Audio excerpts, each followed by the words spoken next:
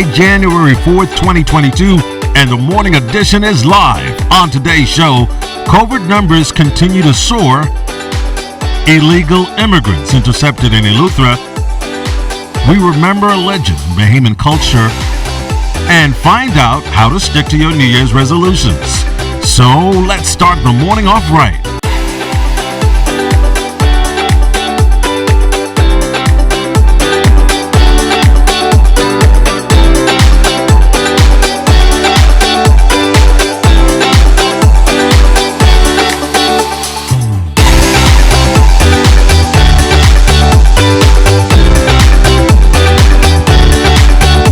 The morning edition is brought to you by We Buy You Sell Company, your leading hurricane impact windows, doors, and tile specialist.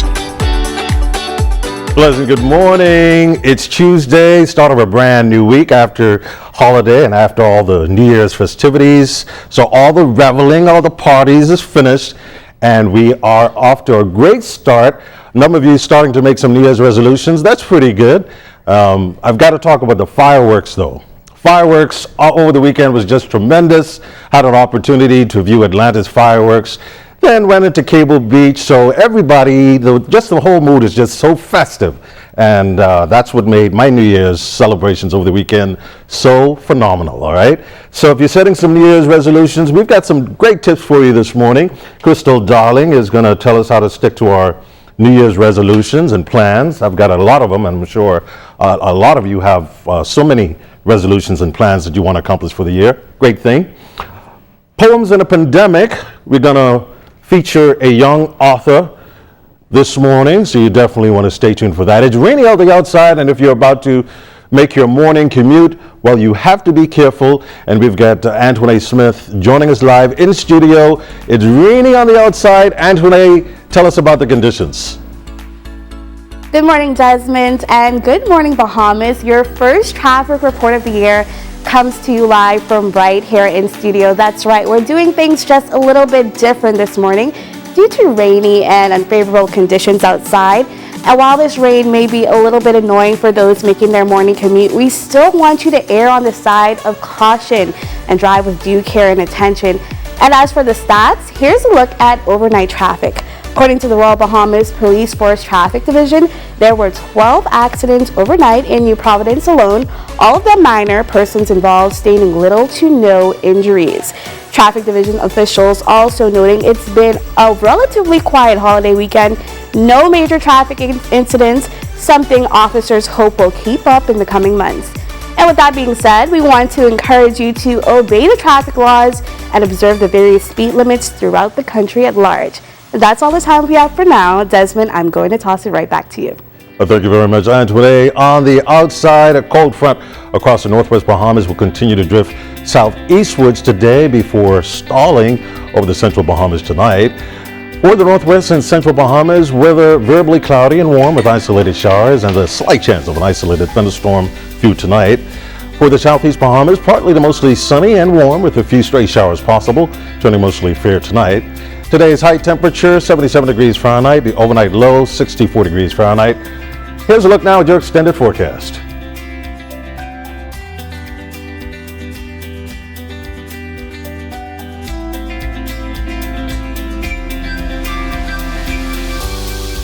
The country continuing to see an increase in COVID-19 numbers. The latest figures coming in from the Ministry of Health showing that there are 477 new infections, 410 in New Providence, 14 in Grand Bahama, 12 in Abaco, 6 in Eleuthera, 3 in Exuma, 1 each in Anagua, Andros and Bimini, and Cat Key, with another 29 locations pending.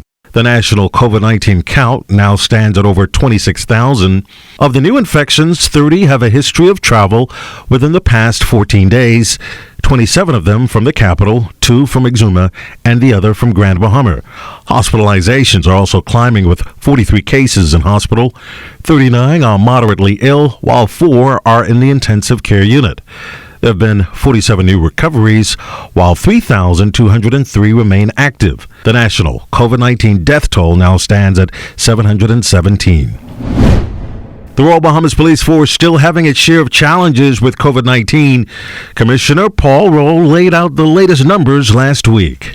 We currently have 23 police officers testing positive for the coronavirus, including 3 in Grand Bahama. The Grove Police Station recorded the highest number with 9 incidents, followed by the Criminal Investigation Department with 5, 3 in headquarters, and 3 in the Crime Scene Investigation Unit, respectively.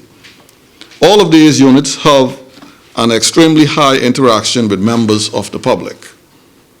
We also have an additional 31 officers in quarantine. All of the officers in quarantine have been vaccinated. To date, we have over 2,000 police officers and 600 reserves who are vaccinated. A group of illegal migrants intercepted in Eleuthera. Reports say that shortly before 2 p.m., police were notified of a Haitian vessel traveling in waters in the area of Windermere Island. A team of officers launched a search and on their arrival discovered a vessel which ran aground. A number of persons were seen running towards the shore. The vessel was boarded and a search was conducted. This yielded negative results. The officers then went ashore where, with the assistance of residents, arrested 36 Haitian nationals for illegal landing and other related offenses. They comprise of 25 males, 10 females, and a juvenile female. Investigations into this matter continue. 2022 is expected to be a transformational year for Nassau Cruiseport Limited. Chief Executive Officer Michael Mora shares some of the immediate changes to come. You're going to begin to see the civil works happening where we're standing right now. By the end of 2022, you will have an arrivals building, you'll have a Junkanoo museum, you will have the marketplace which handles and supports the 50 authentically Bahamian retail F&B spaces. You'll have the town square, which is 6 larger authentically Bahamian retail and 5 or 6 larger F&B, again Bahamian. Fuel prices may be set for an increase for 2021. The average price per barrel of oil on the international market stood at around $70, but projections estimate that price to increase, with some experts predicting as much as $125 per barrel, increasing to as much as $150 by 2023. Price Control Chairman Danny Sumner reasons those speculations are founded on a number of factors, including point of purchase. If the gas is coming from the Middle East area, there could be an increase.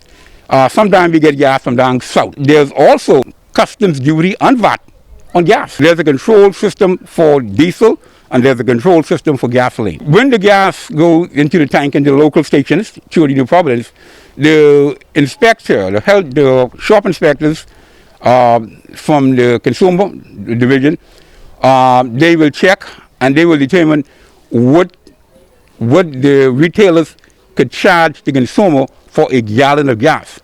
The gas station cannot take upon themselves and put their own price on a gas tank as you pull up. No, they cannot do that. That has to be controlled as well.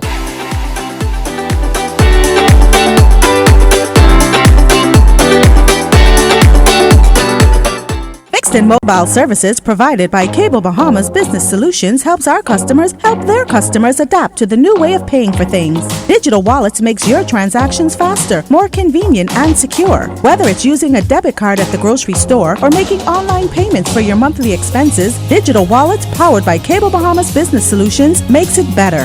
For more information on our fixed and mobile services, contact the experts at 601-8911 in Nassau or 602-8811 in the Family Islands.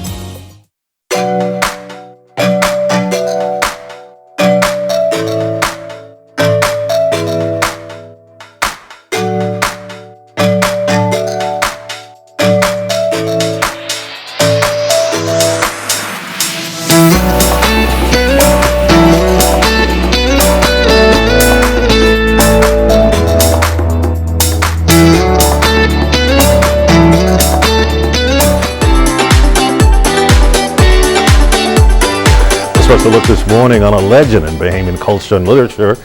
Prior to her recent passing, Dr. Susan J. Wallace was in many respects considered a pioneer in detailing the Bahamian experience, having written more than a dozen books and related works that continue to inspire a generation. Here's Lloyd Allen. I don't believe in doing things half-heartedly. I'm a person for excellence. There are few Bahamian authors with careers in writing that have garnered respect and recognition from a generation of students spanning more than 50 years. A West End native, Wallace, born in 1931, moved to the capital at the ripe age of 14 and spent most of her adult life observing the transformation of the Bahamas as an independent country. And through writing, she connected readers with tradition, heritage, and history indigenous to the Bahamas. While her writing has been included as a staple in literature through her popular books including Back Home, an anthology of poems, plays, and prose, as well as her latest book, The Crucified One, her work is described as vivid, engaging, and figuratively provoking. It was a sad end to 2021 for many of her supporters and friends as the author and counselor passed away in December. A memorial held December 29th on Grand Bahama, showcasing a number of persons offering tributes and those whose lives have been changed by Wallace. Among them, Pastor Shuffle Hepburn, who met the author at Holy Trinity Church. Holy Trinity in those years had two services, so to speak, in one. And she ministered during the ministry time extensively. And it was there that my eyes caught her, and I later became a part of a counseling course. Also, Pastor Dave Burrows of Bahamas Faith Ministries spoke of how he remembers Wallace. The first word is genuine. You know, in life they have real jewelry, you have fake jewelry, you have real handbags, you have real Gucci and a real Fendi, and then you have the fake. Well, I can say certifiably that she was one of the real ones. Former Governor General and educator Dame Ivy Dumont shared her thoughts about Wallace, a friend she has known for more than 70 years. Over those years, she and I became we. We were among the first graduates of the Bahamas Teachers College. We revived the Bahamas Union of Teachers. We taught at schools on New Providence, and we traveled to the Family Islands as senior officers in the Ministry of Education. Remembered as a warrior in culture and heritage, Dame Ivy left these words to her described best friend and confidant. We will share our joy in the presence of Him who gave His life for our own, and bow in praise as our voices will raise in celebration around God's throne. Wow, amazing. There has to be some way in which we keep her legacy alive. Indeed, she is and remains a staple in Bahamian literature, and her work will continue. I remember growing up, coming up in primary school, her work was there, and she's contributed so much to education, and so we salute her this morning on the Morning Edition. Well, one young student looking to expand her charitable initiatives this year with the help of a few close family and friends from her school and community. She was able to spread some holiday cheer. Kelsey Johnson tells us what's on the calendar and how her first Christmas give back went. I just love helping and giving others. It just puts a smile on my face. Student of the Year at Uriah McPhee Primary School, Jade Pinder is hoping to transform communities throughout the capital, one care package at a time. Under the theme Helping Others in Need, Pinder, along with her special helpers, were able to spread a little Christmas cheer to persons at the retirement park on East Bay Street. I want to try to give to a lot of people in different areas, because it's hard to see a lot of people that don't have what I have. They were very happy and grateful, and they had a bunch of smiles on their faces.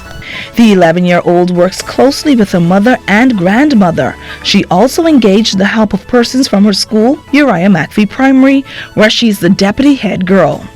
If you're wondering when she has the time to give back, well, Pinder told us that she has to juggle online classes and squeeze in all charitable initiatives after her classes. Because on days I had to do some schoolwork, and I had to go get the stuff to do the packages and all that. When virtual learning first started, I wasn't really focused, and it was really hard on me, but I kind of picked up really quickly. Pinder, who is studying to be a singer or an actress, offered these words of advice. Just never give up and always try to be the best you can be. Just stay positive all the time and don't listen to the negative. Wow, salutes. Had an opportunity to speak with that young lady, doing very well and indeed making a tremendous impact. Her future is indeed bright. Well, whether it's visitors or locals, resolutions are a traditional part of welcoming in a new year. The challenge, though, keeping them, our Crystal Darling tells us how to stay motivated year-round in fulfilling these resolutions. Fitness, finance, and food are usually somewhere on that New Year's resolutions list. But 2022 will be 365 days long, and keeping up with those initial commitments will take lots of focus and discipline. We spoke to experts about what it takes to keep that first day of the year momentum all year long. A lot of people take it for granted, just waking up, being able to go to the gym, work out. And I feel that's very important, just to have a, quality life and just to be able to move and be healthy. Instructor at Evolve Functional Fitness and personal trainer of Fox Fitness, Cale Fox, says that his mantra is life is a marathon. And as he sees it, being able to move is a blessing in itself. Anytime you feel like giving up or reverting back to your old ways, you want to remember why you made this New Year's resolution. Obviously, it's for a reason. So you try to keep that why in the back of your head every day or whenever you don't feel like doing it, because there's a reason you're doing this New Year's resolution. You're either tired of being out of shape or just want to get back in shape or jumpstart your fitness journey. So that's basically it. Next, there's those dietary commitments. We met with nutritionist Shay King at the Gladstone Road Farmers Market. Nowadays, with so many unhealthy options at our disposal, King says that incorporating healthy food is a commitment that you don't have to take on alone. Make sure that you get support, get appropriate support, because that is one of the things that you can definitely do to harness and to make sure that you complete your wellness goal. I'm constantly introducing my clients to engaging into more fruits and vegetables. This actually helps to change your taste buds and actually help to keep you on track a lot longer as your taste buds change. This is January. This is the new season. I think we need to now consider adding in more healthier foods in our diet. This is definitely a plan to help you to be more sustainable on your weight loss track. And she usually does a 21-day raw food program to jumpstart the new year.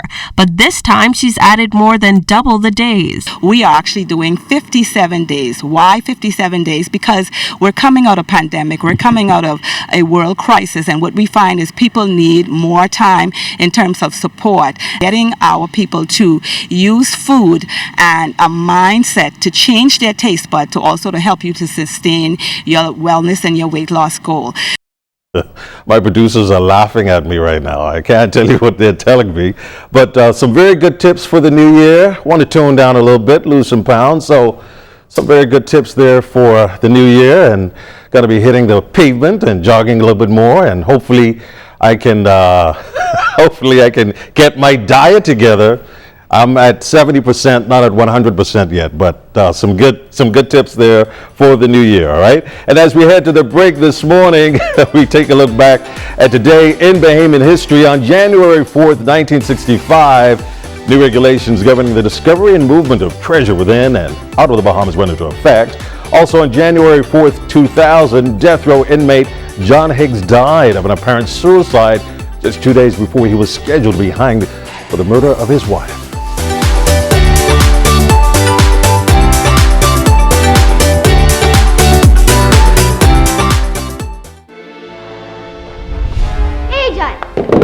Before we send you out in the must make sure that your mission is in. Yes, Mom! Agent 1, what is a touch? Physical contact, Mom. Agent 2, what is a good touch? Touches that make you feel alright, Mom. Such as? A high five, a handshake, even a kiss, Mom. Good. Now, Agent 3, what is a bad touch? Touches that make you feel not so good, Mom. Like a slap, a kick, a pinch, and most important, if someone touches your private part. And what do we do when someone gives us a bad touch? We tell a trusted adult, Mom, for help, Mom. Tell them, don't do that, Mom. Agent, I see that you understand. Now it's your mission to spread this information. Just remember that good touches are okay, and bad touches are not okay. So, Agent, go spread the word. Yes, Mom.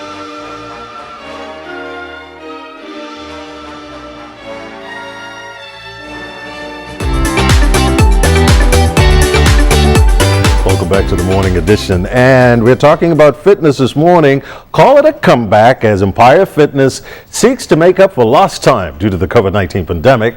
As the new year officially rolls in, officials say they're taking it in stride, as you hear in this next report from our Jiminita Swain.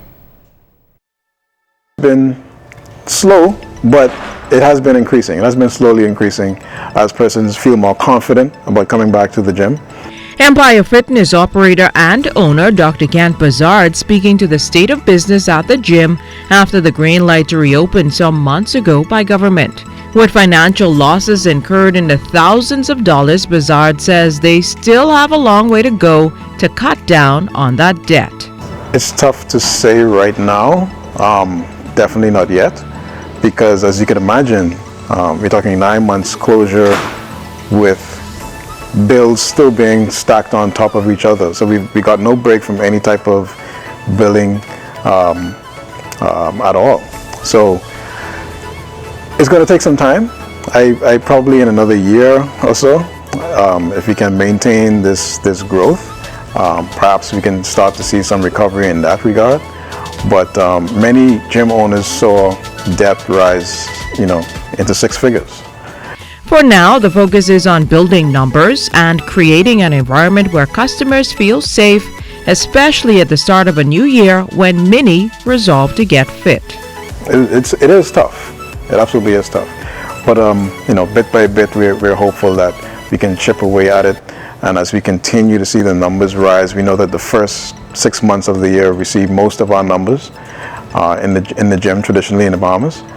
But we're hoping that we can capitalize on everybody's increased awareness of fitness and, try to make a turnaround. As for what kept him from throwing in the towel and staying motivated, knowing that the worst of the pandemic would pass and his business would get through the bleeding? This is a business that I really sink a lot of my efforts into, and it ties in perfectly with my specialty as a physician and my personal beliefs. So that's what really made me and I don't give up very easy. I don't give up very easy.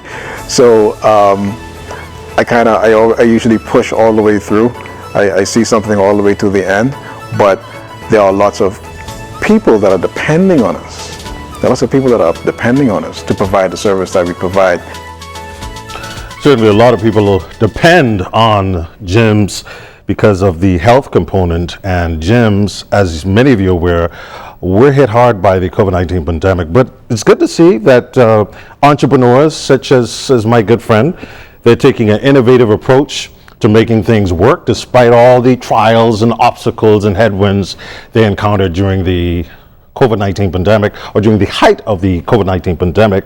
I'm an active member of Empire Fitness, and I'll be going there this afternoon to lift some weights, tone up. Rome was not built in a day, right? Rome is not built in a day. So I'm going to take some small increments to get to my big goal. Some of my producers are laughing at me, but but in any event, I'm just so pleased to see what's happening.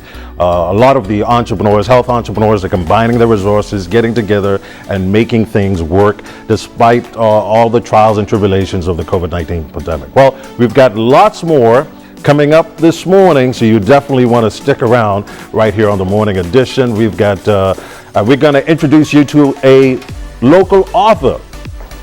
Poems in a Pandemic. And she's going to be talking more about that. But as for now, a Canadian Olympic gold medalist in rowing, Kristen Kitt, in town recently imparting knowledge to some youngsters. She spoke a bit about how it felt to win top spot on the world's biggest stage. I was very emotional, and it was very surreal because you think about the process every step of the way. You think about the process. What am I doing day in, day out to get the right result? And then you cross the finish line and it happens. And there's a split second where it's like, oh my gosh, we did it. We just won the Olympics. We're Olympic champions. And it was really the sense of gratitude that I felt, the opportunity to be able to compete in Japan. I was so grateful for the opportunity to race with the best.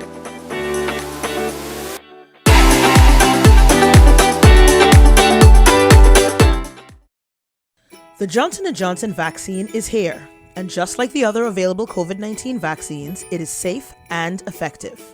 Just one jab for now offers you protection against the serious risks of COVID-19, including lowering your risk of hospitalization and death. Get vaccinated to protect yourself and help reduce the spread of COVID-19. Make your appointment now at vax.gov.bs.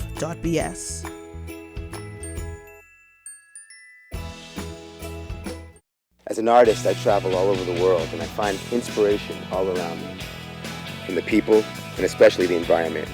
I love the Bahamas with all its natural beauty, from Abaco in the north to Inagua in the south and all the wonderful and colorful islands in between. But we must all do our part to keep the Bahamas healthy and clean, now and for the future generations. That's why I want you to find a little time to do your part. I'm doing my part because I care. Do you? So glad that you're sticking around this morning. From the onset of the COVID-19 pandemic, we've all had to find ways to cope in what has become extraordinary circumstances, or what has become extraordinary circumstances. For Renee Johnson, she put pen to paper and has released a book called Poems in a Pandemic. Renee joins us live this morning. Welcome to the Morning Edition.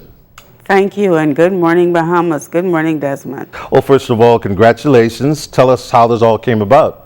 Thank you. Well, as I stated in the onset of the book, I really wrote the book for my grandnieces and nephews who were at home and didn't see the effect of what this pandemic was having on our country. This book was written in the early days of the pandemic, and we were all going through changes, but they still had their WhatsApp and TikTok and all of that. So it just frustrated me because I was the one joining the lines, and I wanted them to know and hear what was really going on in this country. Now, before the show, the start of the show, I had an opportunity to go into the book and look at some of the poems you wrote. How many poems are there? I think that book has about 32 poems. And any personal favorites? My favorite would have been Sneaking on the Road, because I spoke with a lot of people, some people, members of my own family, who kept trying to do that, trying to get away from the roadblocks and find a way to hang out, find a way to still link up, so to speak. And that was one of my favorite. Also, one of my favorite was also school days, when school actually closed for every child in this country. Wow, interesting. What is your inspiration when you're writing? My inspiration is common people. You know, I listen a lot to what people talk about, and you know what piques their interest, and what is really going on around me. You know, and I try to tune in to that, and I like writers who inspire me. You know, their works really inspire me, and I listed a few of them in the book. But I really like hearing people, just sitting back and listening to what people actually are talking about. Renee Johnson, thank you so much, and again, congratulations and all the best. Thank you so much, Desmond, and thank you, Bahamas. definitely a book that you can check out. That's going to do it for our show this morning, the morning edition. So glad that you can tune in and join us. Well, tune in to ZNS Network, news as it happens, TV, radio updates throughout the day. Then you can tune into the Northern Edition at 6:30 and the Bahamas tonight at 7. That's a wrap again. Make it a great day. I want me some crab sauce. I can buy the crab house. I want me some crab sauce. I can buy the crab house. All I want is that sweet juicy crab in my mouth.